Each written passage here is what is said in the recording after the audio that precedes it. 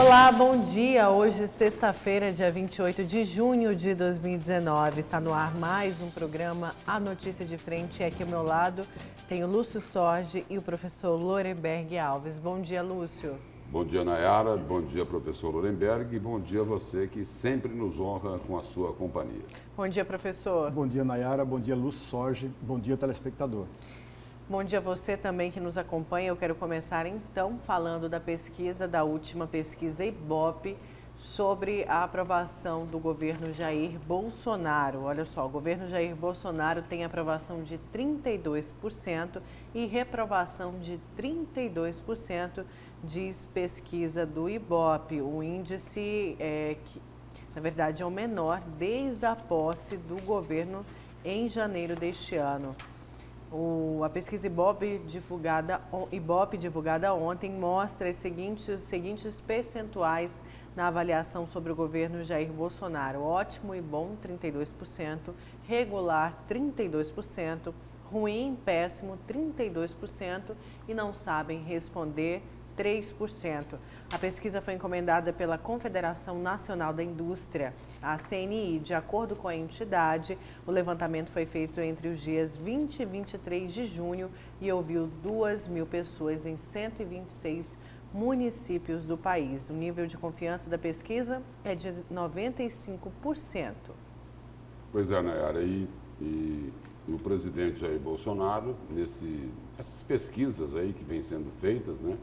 Principalmente nessa aqui do Ibope, mostra uma tendência, né, de declínio, né?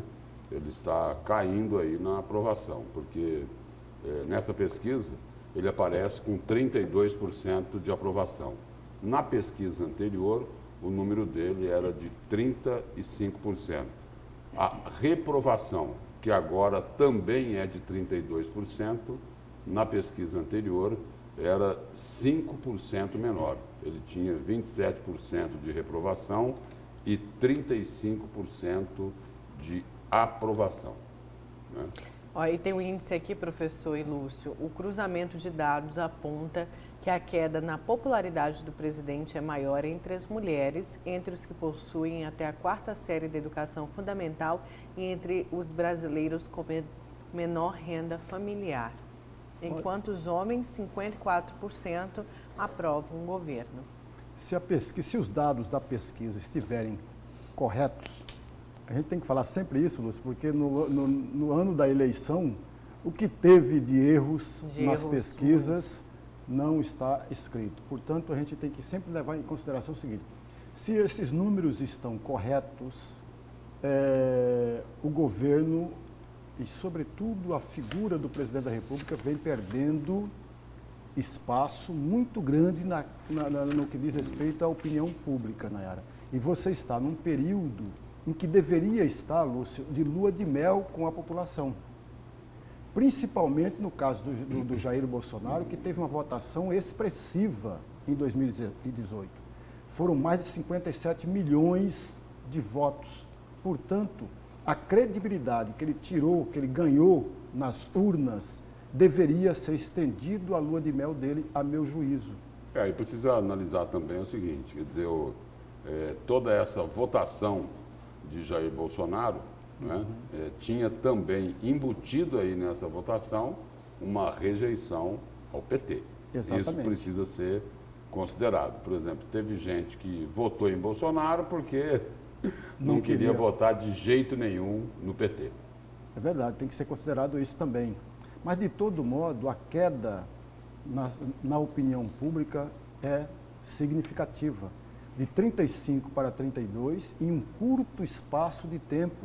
E justamente num período que deveria estar em lua de mel o governo e a população.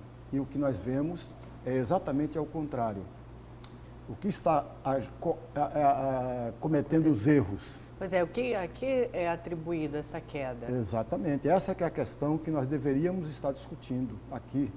Principalmente se nós levarmos em consideração quais foram os erros significativos do governo, e o Lúcio sabe disso muito melhor do que eu, quais foram os erros cometidos pelo governo que está contribuindo para a queda expressiva, a meu juízo, em um curto período de tempo, cair de 35 para 32 e, ao mesmo tempo, crescer a desaprovação do governo de 27 para 32%, me parece, Lúcio, e me corrija se eu estiver errado, equivocado, é um índice muito grande esta queda e aumento. Repito, num período que deveria ser de lua de mel do governo. O governo teve vários tropeços até aqui, não é, professor Lorenberg? Sem dúvida. Tem gente até que brincava, olha, pelos erros do governo, talvez ele não precisasse nem de oposição. Por exemplo, lá no Ministério da Educação, ali se identifica uma falha e uma falha grande do governo, porque trocou de ministro o quê? 3 vezes. 3 vezes, né? E esse daí também não está, assim, agradando tanta gente, né? Uma outra falha. Me parece que o presidente está começando a querer corrigir isso. Ele, desde o início do governo, ele insistia em não conversar com a sociedade brasileira como um todo. Ele estava se dirigindo mais aos eleitores dele. Ou seja, é preciso agregar, não é? Sem Entendeu? dúvida. E ele, nessa postura, acabava limitando a atuação dele. E tem um outro dado aqui nessa pesquisa, Nayara e professor Lorenberg, que deve preocupar o Palácio do Planalto. Eles fizeram lá uma comparação. Perguntaram, né, aos entrevistados o que é que eles achavam na comparação do governo Jair Bolsonaro com o governo Michel Temer. Aí, melhor. A resposta, melhor. Bolsonaro melhor que Temer foi 47%. Agora, um número aqui que é preocupante, né? O governo de Jair Bolsonaro é igual ao governo de Michel Temer? Foram 33% dos entrevistados que foram nessa alternativa. E aí tem 17% ainda que entendem que o governo Jair Bolsonaro está pior do que o governo de Michel Temer. É um dado que preocupa e preocupa bastante. Quer dizer, esse igual Michel Temer aqui, 33%, ele coincide com o índice de reprovação do atual governo. Né? De aprovação, né? 30... Não, de aprovação ou de reprovação, né? Porque é o mesmo percentual, né? 32% de aprovação e 32% de reprovação. Apesar da comparação, tem aí, na verdade, 47% que apontam que Jair Bolsonaro é melhor que Michel Temer, não é isso? Isso. Certo. O que é o mesmo número, por exemplo, em outros 2 questionamentos, né? A aprovação sobre a maneira de governar. 46% aprovam e 48% desaprovam. E aí esses 46% se repete também quando o questionamento é sobre a confiança no presidente. Se a pessoa confia ou não na figura do presidente Jair Bolsonaro. Aí esse índice de 46% se repete no confia e aí o não confia vai para 51%. O Palácio do Planalto já deve ter entendido que precisa de alguma correção de rumo para melhorar esses indicadores da pesquisa. Para falar para o conjunto Porque a da pesquisa, sociedade. o seguinte, os marqueteiros costumam dizer o seguinte, que ela reflete o momento, não é isso? E o momento não é muito bom De forma... para o governo. Com certeza. Pois é, lembrando que a pesquisa foi feita entre os dias, eu falei aqui, perdi, mas foi entre os dias 20 e 26 de junho, é isso? Só achar daqui a pouquinho quando que foi feita a pesquisa. Isso é um reflexo também da É isso mesmo, né? Ela foi feita entre os dias 20 e 23 de junho e foram ouvidas 2.000 pessoas em 126 municípios. A reforma da Previdência e todo esse desgaste junto ao Centrão, tem também a questão da educação, isso influenciaram muito ao ver de vocês? Acaba influenciando. Aquilo que é negativo para o governo acaba influenciando a opinião pública, né? Quando a reforma da Previdência ajuda também a influenciar, não é? De forma negativa de um lado e também positiva de outros, porque uma parcela também defende que a reforma da Previdência ela é necessária. Mas, por exemplo, numa área mais específica, que é a do funcionalismo público, a opinião é contrária à reforma da Previdência, né? Os funcionários públicos não querem saber de reforma da Previdência. Tanto é que praticamente toda semana aí nós temos movimentos, manifestações, eventos aí do setor aí ligado ao funcionalismo público, seja ele estadual ou federal, se manifestando aí contra essa reforma. Mas é reforma que já passou por muitas mudanças, né, professor Ilúcio? O próprio sistema de capitalização que o governo falava que era a revolução dessa reforma, parece que vai ficar de fora e parece que o governo não vai brigar por isso. É porque ele deve ter enxergado já que não tem condições de brigar por isso. Né? Mas, Lúcio, tem duas coisas que me chamam a atenção e que deve ter pesado e pesado muito aí nessa pesquisa. A primeira delas é o próprio desencontro de afirmações dentro do próprio governo. Ora, o presidente fala uma coisa e um dos seus ministros dizem, não é essa não. Quantas vezes, por exemplo, ele foi corrigido pelo secretário da Receita Federal? Quantas vezes, por exemplo, ele foi corrigido pelo ministro Guedes? Não foi uma nem duas vezes, foram várias. Ou seja, esses desencontros de afirmações ou de posicionamento do próprio governo vem trazendo um pouco, vai influenciando e muito na opinião pública. E o segundo item que você falou muito bem, o governante, ou melhor dizendo, o político, quando assume as rédeas de uma administração pública, ele tem que tirar o foco apenas de quem o elegeu, mas focar em todo o conjunto da sociedade. O governo atual, infelizmente, ainda não aprendeu e não percebeu a importância de falar para o conjunto da sociedade brasileira. Falar apenas para um segmento. E isso deve pesar e muito nesses números das pesquisas.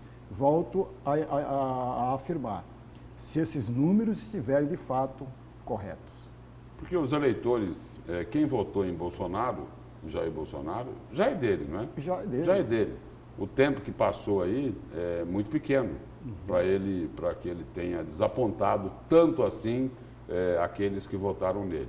Agora, ele precisa também agregar, puxar para o lado dele aqueles, né, que votaram em outros candidatos. Exatamente. Né? E muitos dos que votaram no candidato adversário, votaram no candidato adversário porque não queria eleger o Bolsonaro. Esse segmento não é pequeno, ele é muito grande e precisa ser conquistado pelo governo do Estado. E como ele prioriza, como ele até aqui, diminuiu um pouco, mas até pouquíssimo tempo aí, ele priorizava apenas no aspecto de comunicação, tão somente as redes sociais. E o clima lá nas redes sociais é o seguinte, é nós contra eles. Ou seja, ali nas redes sociais, ele era simpático aos eleitores, aqueles que votaram nele, e recebia críticas daqueles que não votaram. Simples assim. Exatamente. E agora eu quero saber quais são os destaques de vocês para hoje. Vamos começar com você, professor Lorenberg. Nayara, a sessão do dia 26 deste mês, agora, nessa sessão, na comissão especial, na discussão lá da reforma da Previdência Social, os parlamentares, em um determinado momento da sessão, deixaram de discutir os temas propriamente dito para criar um coro de reclamações e de cobranças. Cobranças e reclamações que foram parar no gabinete da Casa Civil. Esse é o tema do meu comentário. Certo. E o seu, Lúcio? Meu destaque aí é sobre esse projeto aí estão colocando um outro nome lá, mas na realidade é um nome mais técnico, não é? É um nome ligado ao economês, mas o projeto aí é para revisar os incentivos fiscais aqui em Mato Grosso, que é uma cobrança que vinha sendo feita do governo. E o seguinte, o projeto terminou de chegar lá na Assembleia Legislativa, me parece que teve uma reunião na terça-feira, né? Teve uma reunião na terça-feira do secretário de Fazenda com o secretário da Casa Civil, explanando aos deputados lá, dando uma geral sobre o que seria esse projeto. Aí o projeto chegou ontem à Assembleia Legislativa e já começou a chiadeira. Lá na AMPA, na Associação Mato Grossense dos Produtores de Algodão, eles estão criticando, eles alertam aí para a perda de investimentos e desemprego com redução de incentivos. O presidente da entidade, o presidente da AMPA, o Alexandre Schenkel, classificou como um ato inconsequente uma possível redução dos incentivos aplicados no Estado, que pode colocar em risco a atividade em Mato Grosso. Não é possível agradar todo mundo, isso é um fato. E tem problema também lá na Assembleia Legislativa. Tem deputado até da base do governo criticando. Olha, o governo quer discutir incentivos em 15 dias. Isso é irresponsável. Tem deputado do PSDB criticando, Carlos Avalone, que é muito ligado ao setor industrial, onde o governador Mauro Mendes disse que vai colocar o dedo na ferida. E mais, até o líder do governo, Dilmar Dal Bosco, disse o seguinte: olha, a gente precisa analisar muito bem esse projeto. Temos que conversar com a classe empresarial direitinho. Ou seja, vai ter dificuldade aí pela frente. Vai ter dificuldade pela frente. E é preciso lembrar o seguinte: o governo projeta e prevê, tem uma estimativa de aumentar em 500 milhões de reais a arrecadação do ICMS com essa revisão dos incentivos. É bom todo mundo ficar de olho. Certo, olha, eu quero ir aqui ao portal Gazeta Digital, matéria é da Thalita Amaral, falar da licitação do transporte coletivo em Cuiabá. Se colocar frota de ônibus 100% com ar-condicionado, licitação fica cara, diz CEMOB. O secretário de Mobilidade Urbana de Cuiabá, Antenor Figueiredo, explicou que uma frota de ônibus de 100% com ar-condicionado tornaria a licitação ainda mais cara e poderia prejudicar o processo. O secretário defendeu o modelo apresentado pela CEMOB durante a audiência pública na Assembleia na terça-feira. Cobrado por diversos setores da sociedade, Antenor manteve a postura e disse que já esperava esse tipo de reação, tendo em vista que o processo licitatório está há quase 19 anos parados e agora começamos a mexer.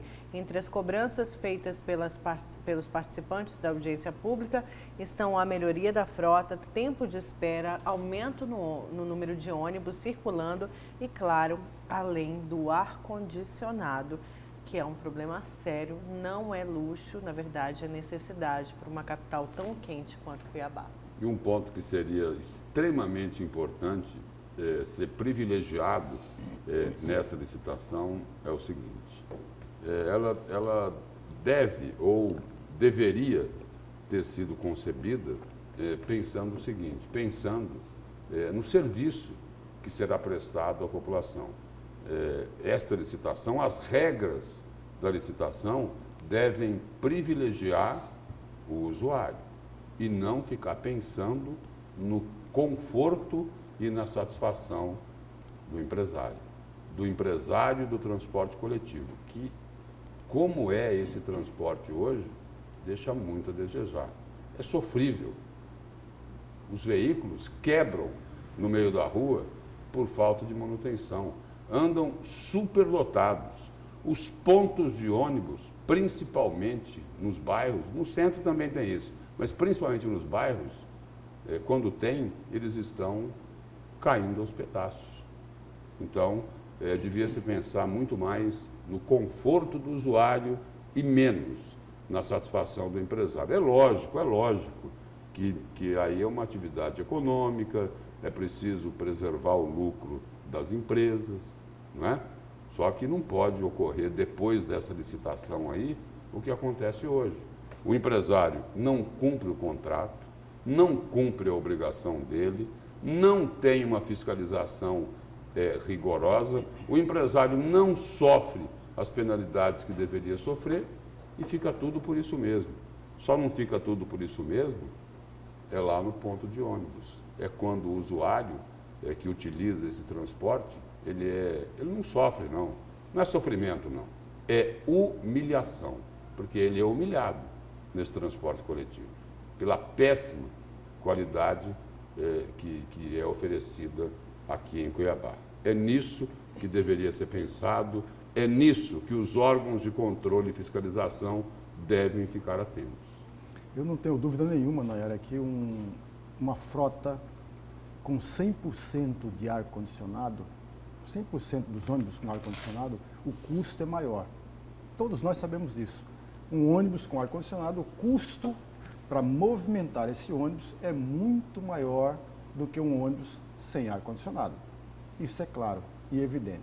Mas também é claro que o preço da passagem hoje, de R$ 4,10, é um preço muito maior do que custa de fato o transporte coletivo em Cuiabá. Também é um dado interessante. Infelizmente, o secretário não leva em consideração esse detalhe, porque o usuário paga por um serviço de primeiro mundo e recebe um serviço, em contrapartida, de 7º a 8º mundo. Quer a comprovação? Quer a comprovação, professor, do que o senhor acabou de falar? Só para que não fique dúvida nenhuma. Disseram aí recentemente que, olha, é preciso aprovar o preço voltar a ser R$ 4,10, porque o Tribunal de Contas tinha mandado voltar o valor da tarifa anterior, que era R$ 3,85, não é isso, Nayara? Isso. Sim. Olha, tem que voltar a R$ 4,10, porque isso daí seria uma espécie de segurança para as empresas que vão participar desta licitação para atender aqui o transporte coletivo de Cuiabá. Bom, se eles estão prometendo melhorias, após essa licitação com a tarifa de R$ 4,10, isso significa dizer o seguinte: se vão melhorar com a tarifa de R$ 4,10, significa que o senhor acabou de falar só a verdade, de que esses R$ 4,10 não estão sendo utilizados hoje para levar um transporte coletivo de mais qualidade para os usuários. Não é isso? Exatamente. E lembrando que eu quero destacar aqui uma fala do secretário Antônio Figueiredo ainda sobre a questão dos ar-condicionados. Lembrando que, na verdade, foi o prefeito prometeu, não foi, Lúcio? Foi no programa Tribuna, na rádio Vila Real, que até 2021 todos os ônibus de Cuiabá estariam com 100% climatizados. Aí o Antenor falou o seguinte durante a audiência pública: o que mais se fala no edital são ônibus com ar-condicionado. O prefeito queria 100% da frota já com ar, mas existiria equilíbrio econômico para entrarmos com quase 400 ônibus com ar. Não vamos colocar a faca no pescoço do empresário, alega o secretário. É o que eu acabei de dizer aqui. Eu acabei de dizer que a principal regra dessa licitação devia ser com foco no usuário. Não está, assim, preocupado tanto com o empresário como o secretário de Mobilidade Urbana, Antenor Figueiredo, se manifestou aí falando em equilíbrio econômico, né? De colocar que a prefeitura não quer colocar a faca no pescoço do empresário.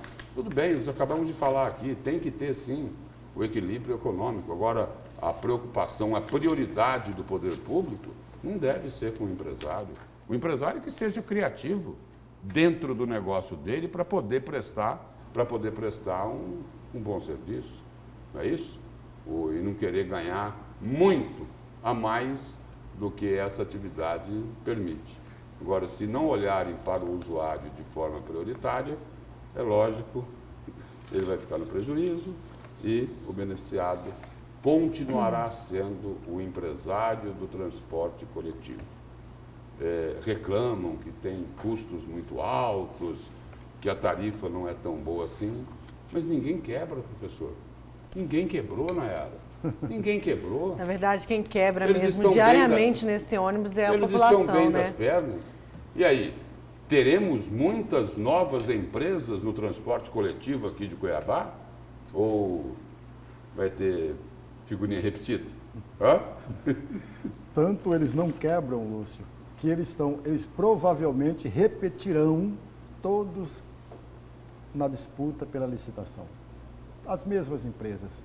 E é isso, Eles vão- a população reclama muito disso. Fala, gente, eu quero ver outras empresas, eu quero... A população clama por isso, a gente recebe mensagens nesse sentido. Mas vamos Chega ver, vamos- de ter essas mesmas empresas ganhando, a gente quer outras empresas, Não, novos serviços. Terão outras empresas. Terão, Nayara. Fique tranquila.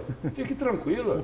Tranquilize a população. Terão novas empresas. Com Eu lhe garanto. outros Não, nomes, isso, mesma Nayara, estrutura, aí isso não aí, adianta, isso, aí engana isso. muito mais a população, né? É isso. É o mesmo grupo com nome outros diferente. nomes, com nomes diferentes. Não, e no transporte coletivo, e aí não tem novidade nenhuma, né, professor? Não. A vida inteira foi assim. Aqui em Cuiabá, em Campo Grande, São Paulo, Rio de Janeiro, entendeu? É um grupo muito fechado. É um grupo muito fechado. Assim, fechado tipo caixa preta. Olha, eu quero falar aqui do abuso de autoridade, a manifestação da AMAN, que criticou a criminalização do abuso de autoridade incluída no pacote anticorrupção na Câmara. O presidente da Associação Mato Grossense de Magistrados, Tiago Souza Nogueira de Abreu, por meio de nota, criticou a alteração feita pela Câmara dos Deputados no pacote de 10 medidas contra a corrupção sugeridas por iniciativa popular em 2016, especificamente sobre o ponto que prevê a criminalização do abuso de autoridades cometidos por magistrados e membros do Ministério Público.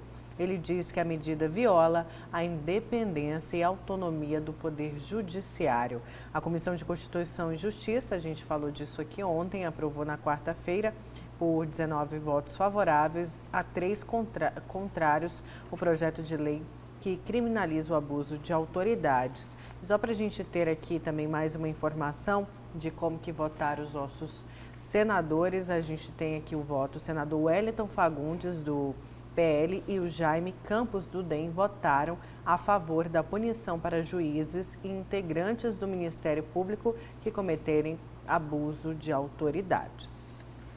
Olha, Nayara, é claro que a nossa preocupação, a preocupação de qualquer pessoa que defende o Estado democrático e de direito, é que esses profissionais, esses agentes públicos, melhor dizendo, tanto do Ministério Público quanto do Judiciário, e quando fala em abuso de autoridade, não se refere tão somente a juízes, mas para qualquer uma outra autoridade. É bom lembrar isso.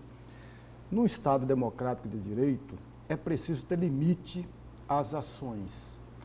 E os limites só aparecerão quando há uma fiscalização. Eu volto aqui a repetir uma pergunta que eu fiz no programa anterior, que é muito comum dentro da universidade. Quem fiscaliza o fiscalizador? Quem fiscaliza o julgador? E quem fiscaliza o investigador? Isso é muito apropriado, amigos telespectadores, num regime democrático. No regime democrático, tudo tem que ser controlado. O limite tem que ser respeitado. Por isso que eu vou sempre apoiar e defender uma medida como essa, levando em consideração para que não venhamos aqui impedir que o magistrado, que o integrante do Ministério Público seja impedido de realizar a sua função de forma autônoma, independente e soberana. Só complementando aqui, que a senadora Selma Arruda, né, não precisa nem, na verdade, explicar o motivo, ela votou contra o projeto, ela que é juíza. Agora, a exemplo da AMAN, da Associação dos Magistrados aqui de Mato Grosso, é a associação aí do Ministério Público, né? o promotor de justiça Roberto Turim, que preside a Associação Mato Grossense do Ministério Público, declarou que a partir de agora as associações precisam se mobilizar para conseguir melhorar a redação junto aos deputados federais. Ele até reconhece que o relator lá do projeto acatou algumas das sugestões que as associações apresentaram. E então ficou um texto melhor que o original, mas ainda, segundo ele, tem algumas questões que precisam ser melhor avaliadas. Ele coloca que todos são favoráveis a uma lei que puna, como o senhor colocou aí, que puna eventuais abusos e o abuso de autoridade. O problema é colocarem nessa lei a proibição, por exemplo, de membros do Ministério Público se manifestarem sobre qualquer processo em andamento. E aí ele coloca a palavra da forma mais clara e objetiva possível para não deixar dúvida nenhuma. Ele diz o seguinte: olha, isso é uma mordaça, é a quebra do princípio da publicidade. Aliás, tentar colocar uma mordaça nos investigadores, né, que são promotores, que são procuradores, né, se colocar uma mordaça nos julgadores, né, juízes, desembargadores, ministros, é uma intenção dos políticos, né, incomodados com a ação da justiça, principalmente em relação aos políticos corruptos que vivem lá em Brasília tentando conspirar contra a Lava Jato, tentando a todo custo enfraquecer, fragilizar e, se possível, colocar para a rua, demitir o ministro Sérgio Moro, que era o comandante da Operação Lava Jato, que colocou muito bandido na cadeia. Eu volto a repetir o que disse ontem no programa, concordando com o senhor. É preciso conter os excessos, é preciso conter os abusos. Agora, não pode-se fazer uma lei para dificultar que os crimes sejam apurados, investigados e os culpados punidos. E me parece que o que estão tentando fazer aqui, até porque é o seguinte, quem é que colocou pela primeira vez na pauta esse projeto de abuso de autoridade? Um senhor que atende pelo nome de Renan Calheiros. E aí dispensam-se maiores apresentações. Veio de lá. E o seguinte, eles também deturparam aquelas 10 medidas contra a corrupção. Então é uma outra visão. É preciso conter os abusos? Sim. Agora, não se pode colocar numa mordaça em quem investiga e em quem tem o poder de condenar. Ou seja, nós queremos que o Ministério Público, que é o defensor da sociedade, nós queremos que o Poder Judiciário sejam amordaçados nesse país e a sociedade brasileira ficar nas mãos da banda podre da classe política brasileira? Eu não quero. Ninguém quer. Vamos falar aqui de eleições 2020. Disputa ao Alencastro. Lúdio diz que PT não precisa encabeçar chapa e cita nomes. Deputado defende aliança entre PT, PC, PCdoB, PDT, PSB e PSOL e partidos de centro-esquerda. O deputado estadual Lúdio Cabral defendeu aliança entre partidos de centro, de esquerda e de centro-esquerda para a disputa à Prefeitura de Cuiabá nas eleições de 2020. Lúdio argumentou que é preciso criar um programa alternativo para a gestão da capital e que, para isso, não há necessidade do Partido dos Trabalhadores encabeçarem uma chapa. Ele já disse que não vai ser candidato pelo PT, ele já retirou o nome dele e disse que o partido não pode contar com ele aí para disputar a Prefeitura de Cuiabá. Mas a pressão em cima dele é grande. Vai ser grande. Já é grande. Porque dentro dessa fileira, né, desse perfil aí de composição partidária visando a sucessão do prefeito Emanuel Pinheiro, sem dúvida nenhuma, ele é o nome que mais aparece. né? Que teria mais respaldo junto ao eleitorado. Ele foi o deputado estadual com mais votos aqui em Cuiabá, é isso? Exatamente. Ele foi para o segundo turno com o Mauro Mendes, não foi? Foi. Naquela eleição? Onde Emanuel Pinheiro era o coordenador de Mauro Mendes, é isso? Exatamente. Como as coisas mudam. É isso? Como as cadeiras, é o jogo é a dança das cadeiras. Né? O Lúdio Cabral, ele é a figura mais conhecida dentro do PT e, portanto, ele já foi candidato ao governo do estado, já foi candidato à prefeitura e, portanto, ele é o nome mais forte dentro do PT. Pela projeção que ele tem. Exatamente, pela projeção que ele tem e talvez seja, dentro da esquerda, Lúcio, dentro da esquerda, um nome que poderia trazer alguns dos partidos chamados de esquerda para perto dele. Porque ele tem essa capacidade de conversa, de diálogo. Esse é um ponto. O segundo, a questão, eu duvido, mas duvido mesmo, e tomara que eu esteja equivocado, eu duvido mesmo que os grupos que formam a esquerda consigam formar uma única aliança. Veja, amigos, quais são os partidos considerados de esquerda? O PT, o PSB, o PDT, o PSOL e a Rede. Vamos por parte. O PSOL, em Mato Grosso, e me corrija se eu estiver equivocado, nunca fez aliança, uma disputa em Mato Grosso. O pessoal é o eu sozinho, é isso? Lá nos outros estados... Não quero ninguém aqui por perto. Em outros estados já se fez aliança. Aqui não, aqui nunca ocorreu uma aliança encabeçada ou não pelo PSOL. Um outro detalhe, o PDT tem, se não me falha a memória, ainda na presidência do PDT regional, o ex-deputado estadual Zeca Viana.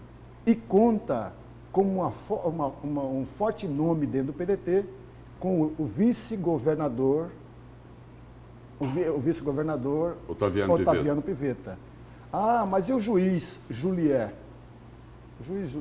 O ex-juiz Julier, que é o nome que pode ser cotado para ser candidato à prefeitura do PDT, eu estou colocando todos esses dados para dizer a dificuldade que o PT tem, que o PSOL tem, que a Rede tem, para trazer junto com ele o PDT. Isso sem falar numa outra questão. E o PCdoB vai aliar-se a uma candidatura do PDT, por exemplo, do Julier, uma vez que a professora, ex-reitora da universidade, conseguiu uma votação, Lúcio, a candidatura dela ao Senado expressiva. Se nós levarmos em consideração ela que nunca tinha disputado uma eleição de tamanha envergadura, ela disputou eleição dentro da universidade, mas fora da universidade não. Então ela ganhou muito com aquela eleição. Veja, amigos, eu estou trazendo as dificuldades que impedem os partidos de esquerda juntarem em uma única candidatura à disputa à Prefeitura de Cuiabá. Então, fora o Lúdio, Nayara, não há um outro nome capaz de fazer isso. Por isso que a pressão vai ser grande até 2020. Ele tem um outro problema, não é? Além de todos esses que o senhor citou aí. Mas aí esse é um problema do deputado Lúdio Cabral, né? Ele carrega uma estrela. E já foi perguntado se ele trocaria de partido. Nem pensa nisso. Vamos então para o nosso primeiro intervalo. Na volta a gente continua com o programa A Notícia de Frente. Não saia daí.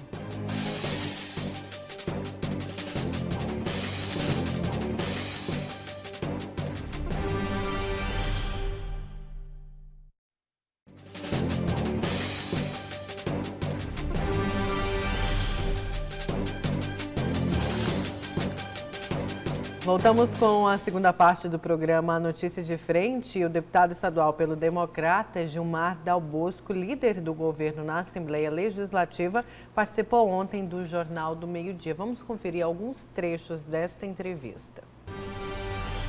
Com esse empréstimo aí, a partir do momento que Mato Grosso acessar esse quase R$1 bilhão, não é? Aí os salários começam a ser pagos em dia, porque a ministra colocou isso também na decisão dela, não foi? Ela colocou, mas nós temos que entender que no provimento de orçamento nós temos essa dívida a pagar em setembro. Mas também sabemos que nós temos um déficit oferecido ao orçamento aprovado em 2018, que é a LOA de 2019, um déficit de R$1 bilhão e 500 milhões de reais. Então nós temos que suprir o caixa também.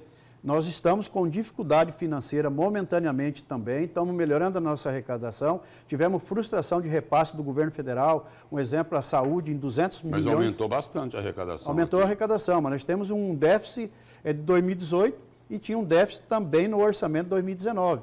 Então nós temos que suprir isso. Então, se avoluma mais o problema se nós não tivéssemos conseguido esse aval aí para subtrair esse financiamento com o Banco Mundial. O senhor diz aí que mesmo com empréstimo ainda não é possível pagar o salário no mês trabalhado. Eu vejo com bastante dificuldade ainda, nós estamos com dificuldade.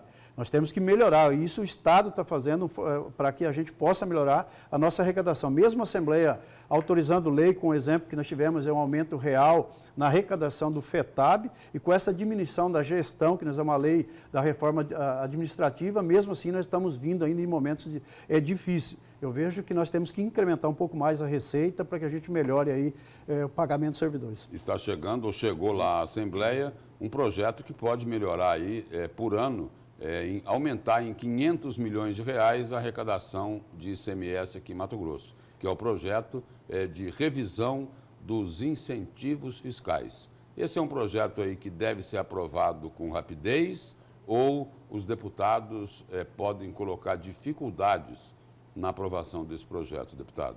Veja bem, Luiz, nós temos que ter a maturidade e a responsabilidade de entender o momento.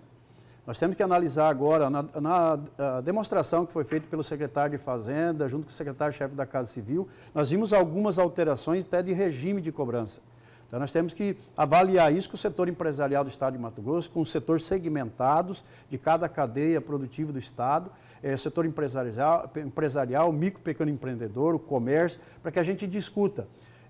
Restituição do que tem de leis ou portaria ou decretos de incentivos fiscais do Estado de Mato Grosso, o governo Mauro Mendes trouxe todo para dentro da Secretaria para entender o que era dessa grande guerra fiscal que estados brasileiros fazem e fizeram nos longos dos últimos anos. Por isso que o Congresso votou... Mas se fala também em farra com os incentivos fiscais, que ainda permanece. Tem muita gente que recebe e não deveria estar recebendo. Tem isso, por isso que o governador quer que trata de forma diferenciada, que traga para dentro a realidade. Por isso que o Congresso Nacional votou a Lei Complementar 160 de 7 de agosto de 2017, que deu prazo para que os estados restituam, mesmo de forma que estão aí com decreto, portaria, mas que traga ele todo no momento e tenha prazos de vencimento, uns com 1 ano, outros com 5 anos, outros com 8 anos e outros com 10 anos. Então, nós vamos ter um cronograma também de vencimento desses incentivos fiscais. Então, para isso que tem que ter a restituição. E também, no projeto de lei, nós temos que ler agora, que foi apresentado agora há pouco, na sessão que terminou, vim aqui correndo para essa entrevista, para ler toda a redação deste projeto de lei, dessa mensagem 114/2019, para que a gente discuta em audiência pública, discuta com a sociedade qual que é o melhor encaminhamento para que a gente aumente e melhore a receita, principalmente com isonomia do produto nas prateleiras que tenha no empreendedor A e o B, o mesmo valor da carga tributária. Mas o interesse aí da classe empresarial que recebe incentivos sem merecer o incentivo não se sobrepõe ao interesse de Mato Grosso. De forma nenhuma, de forma nenhuma. Por isso que nós estamos buscando a isonomia. Não pode o mesmo produto ter carga diferenciada na loja ou na indústria A de 90% de desconto e na indústria B de 60% de desconto do tributo. Então, nós temos que buscar a isonomia aí e que o Estado possa oferecer uma arrecadação melhor para pôr em dia suas contas. Essa foi a entrevista, a participação do deputado Gilmar Dal Bosco, que é líder do governo, no Jornal do Meio-Dia de ontem. Professor, quer fazer alguma consideração sobre essa participação? Podemos ir direto para o seu comentário, para o seu destaque, Lúcio? Vamos lá, Nayara. A entrevista do líder do governo, deputado Sim. estadual Gilmar Dal Bosco, do Democratas, do mesmo partido do governador Mauro Mendes, e líder da atual administração lá na Assembleia. Já deu para perceber o grau de dificuldades em relação a esse projeto aí dos incentivos fiscais. As críticas, todo mundo cobrava, né? Olha, tem que revisar os incentivos. Aí, de repente, o projeto chega lá na Assembleia e a resistência começou. E a resistência é o seguinte, é no campo e na cidade. Vou começar aqui pelo campo, né? Produtores de algodão alertam para a perda de investimentos e desemprego em Mato Grosso com a redução dos incentivos. O presidente da AMPA, que é a Associação dos Produtores de Algodão aqui do estado, Alexandre Schenkel, diz o seguinte, que tanto os produtores como as indústrias fizeram investimentos e temos que honrar com os contratos já celebrados. E os empregos, continua ele, tanto das indústrias como no campo, nas revendas, no comércio e serviços. Fizeram essa conta das demissões em todos esses setores? Aí ele já quer criar um clima de terror, né? Em relação à revisão dos incentivos. E aí o Alexandre Schenkel afirma que ainda não teve, fala tudo isso, mas não teve acesso ao projeto final e nem mesmo a entidade foi procurada para debater a proposta. Ele diz o seguinte, que eles estão muito preocupados com a maneira em que a Secretaria de Fazenda tem conduzido a proposta de forma velada, sem transparência e sem chamar as partes envolvidas para uma apresentação prévia onde poderíamos contribuir com dados reais do setor. Mas espera aí, a Secretaria de Fazenda não tem os dados reais do setor? É lógico que tem. E aí ele também critica que a apresentação do projeto quase no prazo final, às vésperas do recesso parlamentar, justamente para dificultar as discussões, diz o presidente da AMPA, que completa. O secretário de Fazenda não está medindo o perigo dessas medidas inconsequentes, colocando a atividade que gera 10 bilhões de reais de movimento no caixa do Estado em risco. E aí, nesse aspecto aqui, o presidente da AMPA não deixa de ter uma certa razão. É um projeto muito importante, que mereceria um tempo maior de discussão. E é exatamente nisso aí que está se apegando quem está criticando pelo lado, eu falei do campo, né? Algodão, né? Pelo lado aqui dos empresários, dos industriais da cidade. É a posição aí do deputado Carlos Avalone, que é do PSDB. É do PSDB, mas ele é próximo também do governo. Mas o negócio dele é a indústria. Ele defende o setor industrial e ele diz o seguinte, olha, o governo quer discutir o incentivo em 15 dias. Isso é irresponsável, diz o deputado Carlos Avalone. Isso porque ele explica aqui, né, que conforme a Lei Complementar 160 de 2017, os estados têm até 31 de julho para aprovar a convalidação dos benefícios de tudo o que estiver concedido no estado, será automaticamente revogado se isso não for analisado até o dia 31 de julho. O deputado Carlos Avalone, ele também, a opinião dele é a seguinte, que o governo quer discutir uma coisa dessa amplitude em 15 dias, ele fala em irresponsabilidade e usa um termo pesado, segundo a reportagem aqui do Mídia News. Palavras dele, é uma sacanagem com Mato Grosso, mas vamos trabalhar em 15 dias, mas é uma sacanagem, continua ele. É discutir um assunto de uma gravidade imensa em pouco tempo. Temos que fazer a sociedade entender, fazer todo mundo entender e ainda aprovar. O parlamentar cita que a medida corre risco de sofrer obstrução da oposição. Aí, só para completar aqui o raciocínio do deputado Carlos Avalone, ele fala assim, olha o problema, pode quebrar todo mundo, desemprega, acaba com a arrecadação, quebra as empresas, ninguém pode ser contra isso, somos a favor da reconvalidação. é uma determinação legal, sei que eles estão bem intencionados, mas chamam de sacanagem, né? Sei que eles estão bem intencionados, mas o tempo é pequeno. A Assembleia vai ajudar, mas tem que ter tempo para isso.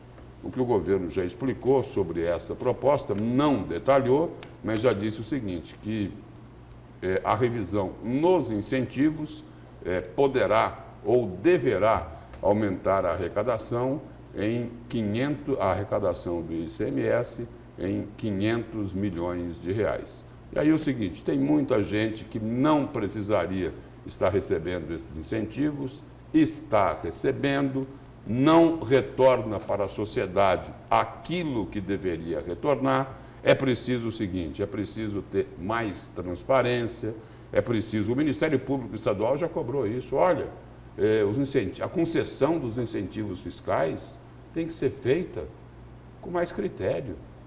É preciso fazer isso, mas isso não tem sido feito.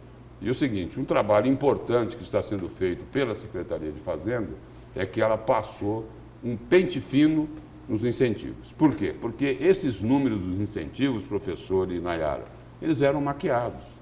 Por exemplo, o número global dos incentivos não aparecia lá na lei orçamentária anual. Ele não estava lá. Lá aparecia um número mas bem menor.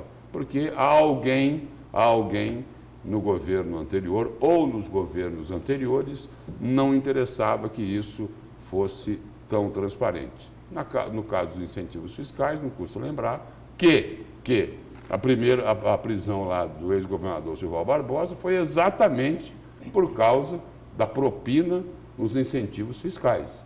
Por exemplo, lá no orçamento aparecia, do ano passado, aparecia lá mais de 3 bilhões de incentivos fiscais. 3 bilhões e 400 milhões de reais. Não é isso não, não é isso não. Os incentivos, no total, são de 5 bilhões e 600 milhões de reais. Exatamente pelo que eu disse aqui agora há pouco. Os números reais dos incentivos fiscais não apareciam no orçamento do Estado. E é isso que o governo está tentando corrigir e já começa enfrentando todas essas resistências, né? As pessoas que não querem perder nada. O algodão é o setor que tem mais lucro aqui no estado de Mato Grosso. O presidente da AMPA, olha, nós somos taxados recentemente aí com o falaram nome até fetado. da insegurança também, diante dessas medidas. Mas foi taxado muito pouco. Sim, fala em segurança. Os contratos. Fala em segurança, fala em terrorismo, que vai ter que demitir, que vai quebrar, não é? Que o produtor vai ficar mal visto no mercado internacional, no mercado nacional. Eles utilizam todo tipo de argumento. Por quê? Porque não querem perder aquilo que, de repente, que talvez precisem perder. Ou seja, eles podem contribuir mais, mas não querem contribuir.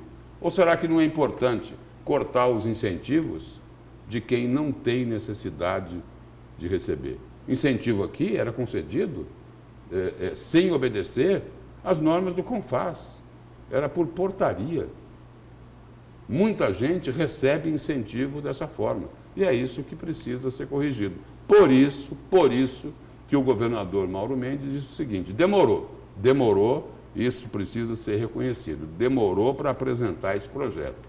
Tinha que ter apresentado antes, mas o que ele disse, o compromisso dele, que ele firmou, é de que ele iria mexer nos incentivos fiscais, apesar de ser da área industrial.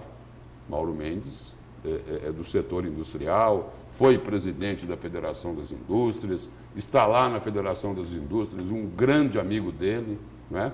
O empresário Gustavo de Oliveira, mas ele disse que vai mexer, doa a quem doer. Este termo é do governador Mauro Mendes. E lá na Assembleia, como Carlos Avalone, existem lá outros defensores, tanto dos empresários do campo, como dos empresários da cidade. Eu só quero saber o seguinte, se vão priorizar a classe empresarial ou vão pensar de forma mais equilibrada no que interessa realmente a Mato Grosso. O que é mais importante? Não é o Estado? Não é o equilíbrio econômico? Ou o seguinte, um dinheiro que poderia estar entrando nos cofres públicos para ser aplicado em estradas, em saúde, em educação, vai continuar indo para onde não deveria estar indo? Isso tem que ser corrigido, sim. Tem que ter critério, tem que ter mais transparência. Não é isso? Porque é dinheiro público, é dinheiro público. Ao conceder o incentivo, o governo está abrindo mão de arrecadação. Então, a sociedade precisa ter um retorno quando isso ocorre. Não pode continuar do jeito que está. A Assembleia Legislativa, a meu juízo, Nayara, Lúcio e amigo telespectador, perde uma grande oportunidade de provocar uma discussão maior sobre esse projeto do governador. Por quê? A Assembleia Legislativa já foi palco, Lúcio, de 2 CPIs que trataram exatamente sobre o incentivo fiscal. E uma terceira que acabou no começo, né? Parou por falta de técnicos, se não me falha a memória. Ou seja, tem 2 CPIs e meia tratando do mesmo tema. Nessas CPIs, no mínimo, trouxeram, Lúcio, algumas projeções, Nayara, algumas medidas que poderiam ser adotadas ou discutidas pela Assembleia agora. Um outro detalhe, e eu vou sempre defender isso, porque o incentivo fiscal não seja setorizado. Ao contrário de dar para empresa A, B ou C, mas estimular o setor econômico não a empresa A, B ou C. Nessa revisão, parece-me que essa correção estaria sendo feita, professor. Tomara Nessa revisão dos incentivos. E agora há pouco, era um outro assunto, totalmente diferente, não tinha nada a ver com incentivo, e aí a gente colocou aqui o seguinte, olha, tem que pensar no usuário, não pode ficar pensando só no empresário que opera o transporte coletivo. Neste caso do incentivo fiscal, vale uma observação muito semelhante. Não adianta ficar fazendo lobby, preocupado com o empresário que vai ganhar um pouco menos. Não é que ele vai quebrar, não. É que ele pode diminuir um pouquinho a margem de lucro. Não pode ficar preocupado só com o empresário, não. Tem que ficar de olho nos problemas, naquilo que Mato Grosso precisa resolver. Ou seja, tem muita gente que recebe e que não deveria estar recebendo. É um privilégio. O que precisa é o seguinte, com termos mais claros, não é, Nayara e professor Lorenberg? Está na hora, gente, da mamata acabar. Já passou da hora. Mamata, nesse caso aqui é o seguinte, alguém agir como parasita em cima dos cofres públicos. E não tem contrapartida, viu, Nayara? Os incentivos fiscais não têm contrapartida. A empresa não dá nada em troca daquilo que recebe, infelizmente. Vamos então para o nosso próximo intervalo. Na volta a gente continua com o programa A Notícia de Frente. Não saia daí.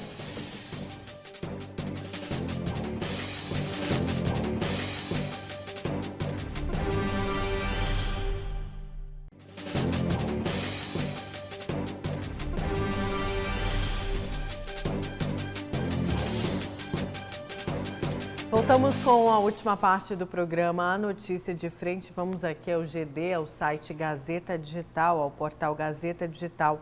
O juiz Mário Cono é escolhido novo desembargador do TJ. O juiz Mário Roberto Cono de Oliveira foi escolhido novo desembargador a ocupar a cadeira do Tribunal de Justiça. Ele recebeu as melhores avaliações dos membros do Pleno na tarde de quinta-feira de ontem. Cono recebeu a melhor nota na média das avaliações feitas pelos desembargadores. O novo integrante do Pleno vai ocupar a vaga deixada por Cleuci Terezinha Chagas, que se aposentou da magistratura. Agora o desembargador, que era o titular do Juizado Especial Criminal Unificado de Cuiabá. E ele que tem aí uma carreira há 27 anos na magistratura, atuou já nas comarcas de Nova Chavantina, São Félix do Araguaia, Barra do Bugres e Cáceres. E ele é conhecido por implementar a justiça terapêutica em Mato Grosso, que a gente sabe aí dos trabalhos dessa justiça terapêutica, que principalmente relacionados ao alcoolismo, dependência química, psicopatias e neuroses, com penas alternativas visando o tratamento do acusado e evitar que haja aí a reincidência e aumentando a capacidade de preservação de todos. 27 anos não são 27 dias. Muito tempo. Portanto, é uma experiência, uma vivência muito rica. Por outro lado, é a terceira vez que ele se candidata a desembargador, né? É a terceira, agora ele ganhou, vez, né? Isso. As duas primeiras, ele sempre ficou em segundo lugar.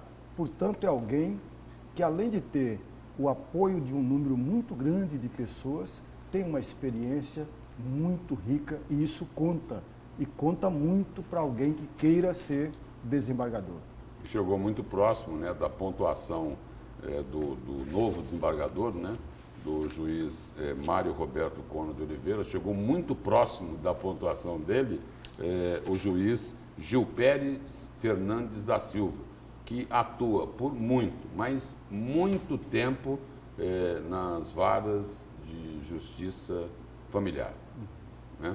E um outro que também chegou próximo, né? Porque eu digo próximo porque Mário Cono teve 88,21, foi a nota. O doutor Gilperes Fernandes da Silva teve 87,57. A diferença de menos de um ponto, não é?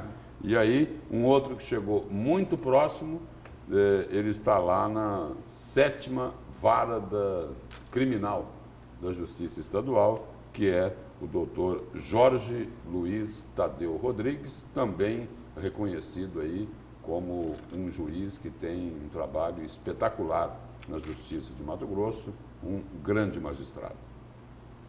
Eu quero ir aqui para mais notícias. Vamos falar agora que o governo está mais próximo de trazer de volta o gás boliviano a Mato Grosso. A sociedade entre a MT Gás e o gás ali responsável pela Bolívia, o gás boliviano, e a Cimentos Políferos Fiscales Bolivianos, estatal boliviana responsável pelo gás exportado, irá trazer de volta aos postos o gás natural veicular.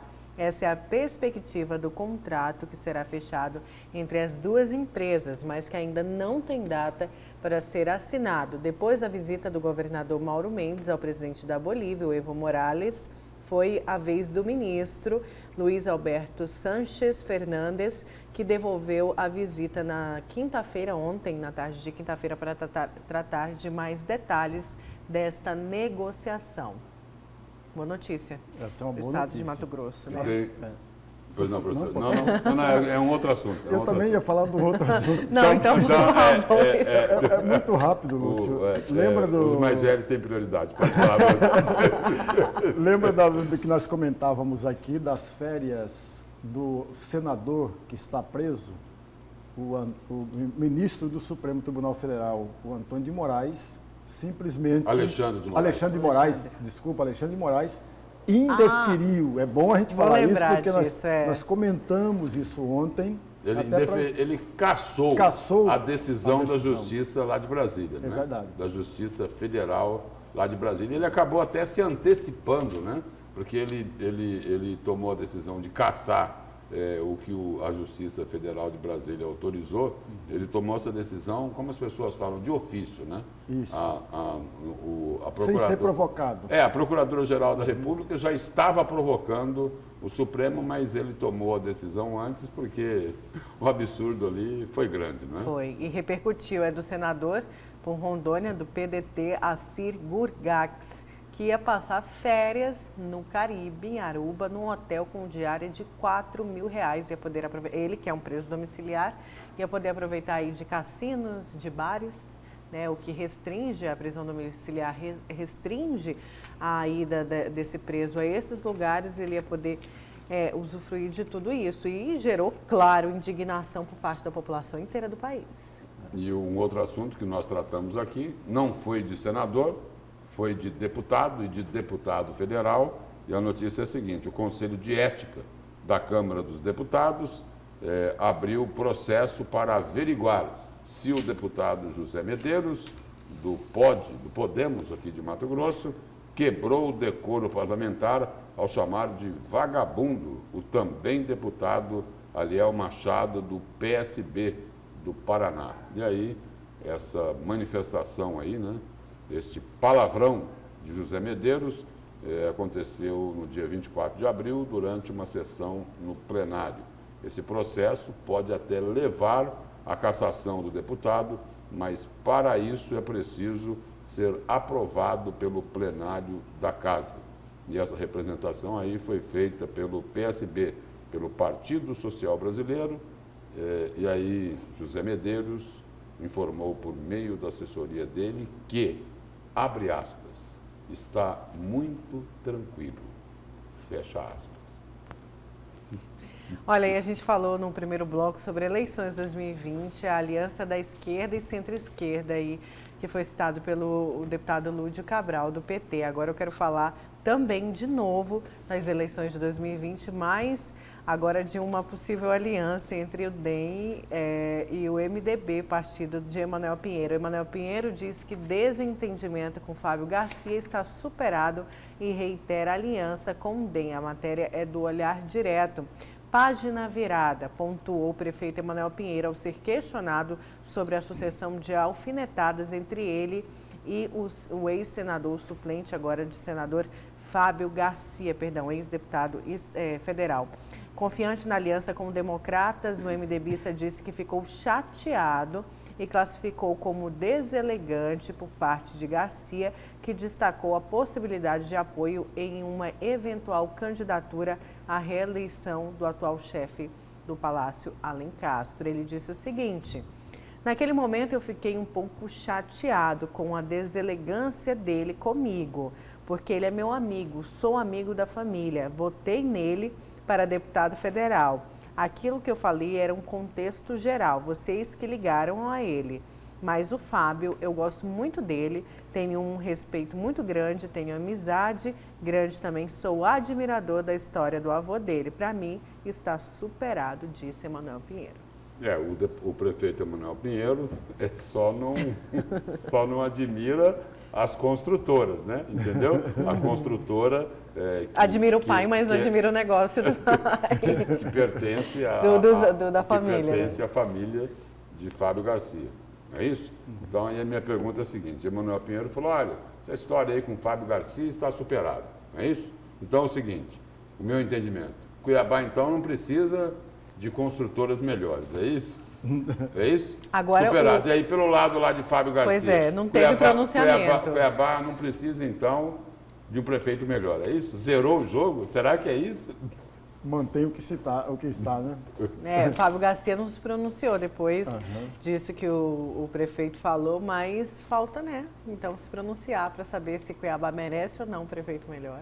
Superado, essa resposta. Mas o deselegante está mantido, né? Com certeza. Diz que ele foi deselegante. Eu acho pouco provável que em Cuiabá não esteja uma aliança entre o DEM e o MDB. E vou explicar por quê. Se nós observarmos historicamente, o governador do estado tem, sim, uma candidatura do seu partido na capital. Não se pode perder de vista que a capital é a maior vitrine eleitoral do estado, Lúcio. Se nós observarmos, todos os governadores, Lúcio, o seu partido teve candidatura na capital. Teve candidatura na capital. E veja, o DEM vai perder essa oportunidade? Não vai perder a oportunidade. Vai ter uma candidatura, sim. Agora, nos outros municípios, por exemplo, em Rondonópolis, a aliança provavelmente deve ocorrer. Em Várzea Grande pode ocorrer, em outros municípios. Mas em Cuiabá, a meu juízo, é pouco provável que o DEM não tenha candidatura à Prefeitura de Cuiabá. E tem mais um detalhe aí, agregando a tudo que o senhor colocou aí. O senhor colocou aí que o governador do estado é importante que ele tenha um candidato ligado a ele ou do partido dele. Aí é preciso também lembrar que o reduto eleitoral de Mauro Mendes é Cuiabá. Exatamente. De onde ele foi prefeito. Professor, vamos para o seu destaque?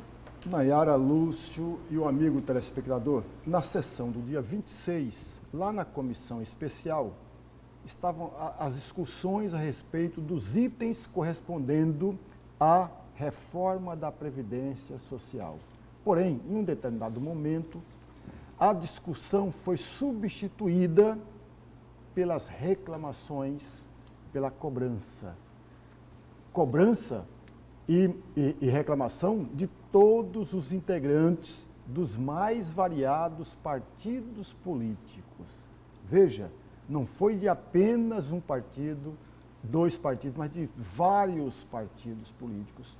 Entre eles, o próprio PSL, que é o partido do presidente da República. O que eles reclamaram? Reclamaram exatamente pela não liberação das emendas parlamentares. Veja, por que eles reclamaram das emendas que ainda não foram liberadas? Porque os prefeitos, de acordo com os parlamentares, estavam cobrando dos parlamentares a não liberação das emendas. Porque o governo federal, o governo Bolsonaro, prometeu que iria liberar 10 milhões de reais de emendas para aquele parlamentar que apoiar e que votar lá na comissão especial. E 20 milhões de reais em emendas para o parlamentar que apoiar e votar lá no plenário da Câmara Federal. A não liberação até nesta sessão, até o dia 26, levou os parlamentares, ou alguns desses parlamentares, à Casa Civil. E na Casa Civil tiveram a resposta que manteriam essas emendas e que no dia seguinte, e foi isso que aconteceu, no dia seguinte o sistema foi liberado e haverá as inscrições, ocorrerão as inscrições em razão da liberação das emendas. Portanto, está mantida a promessa dos parlamentares com relação a essas emendas.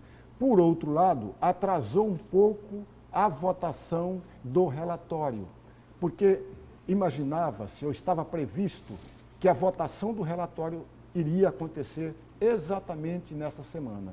Por conta desta paralisação, dessa cobrança, Nayara, e dessa reclamação por parte dos parlamentares, a votação, ou a leitura final do relatório foi jogada para a semana que vem, e somente na semana que vem irá ser votado o relatório da reforma da Previdência Social.